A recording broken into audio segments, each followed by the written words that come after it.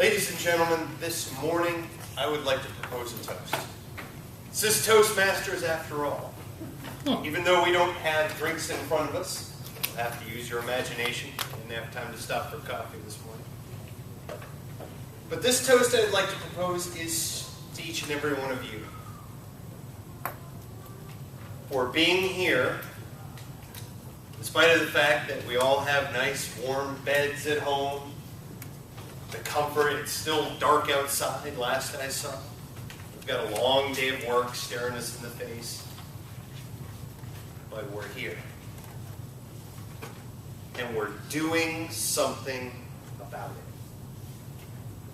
Allow me to tell a story to explain what I mean. I recently went golfing with my father. My father's retired. He plays golf every day, sometimes multiple times a day. He's my hero.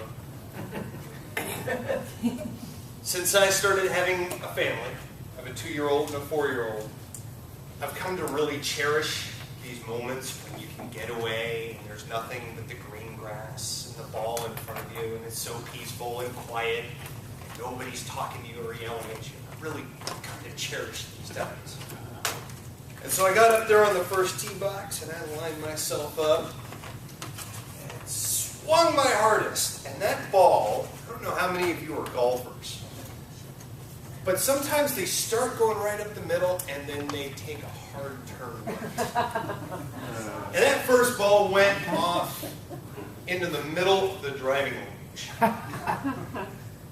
Now, unless you're really quite insane or irretrievably stupid, that is a lost ball. You don't go after the balls in the driving range. That one's gone, okay? So I shook it off a little bit. Lined up, second shot. It's what we call a breakfast ball. That one didn't count. Fired again, overcompensated. Sent it right in between 2 houses, over a fence, gone. Uttered a 4-letter expletive that had most of the people on the driving range turn to see what was going on over there at the first tee box. I quietly gathered my stuff. All right, I'll just drop up with you, Dad. So we got going up the thing. I was already a little grumpy. Finally connected with one. I sent it right up there by the green. I said, okay, getting the hang of this thing. I get up there. I'm going to put it right next to the hole. Get my game going a little bit, sculled the thing, sent it flying right over the green and into the sand trap. Now I'm really starting to get agitated. It's only hole 1. So I get in there, out of the sand. Sand goes flying. Ball does not.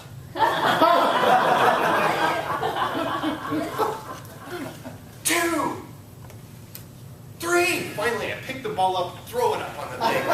Threw my golf club over at the golf cart. Went storming up there. My dad looked at me. He said, "What is the matter with you? All these stupid houses, all this, the sun, the grass. I just want to play better." He said, "Well, how often do you play?" I said, "Well, you know, with the kids, I get out like once a month." He said, "Once a month? What did you expect?" And I thought about it, he's right. I only play once a month. Golf is a skill, and it must be practiced regularly if you're to expect to be good. Now, speaking works in the same way. Speaking is a skill. Now, most of us aren't at our jobs speaking every day, are we? It's not like you're getting up in the morning, going up, making a couple speeches at work, having lunch, making a couple more speeches. It's occasional that you're up there in front of a crowd.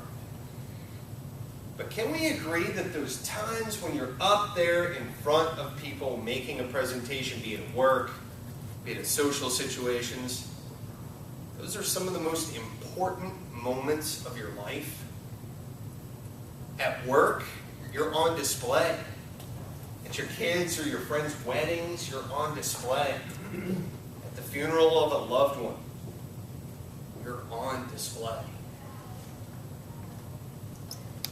So for today, my toast is to you.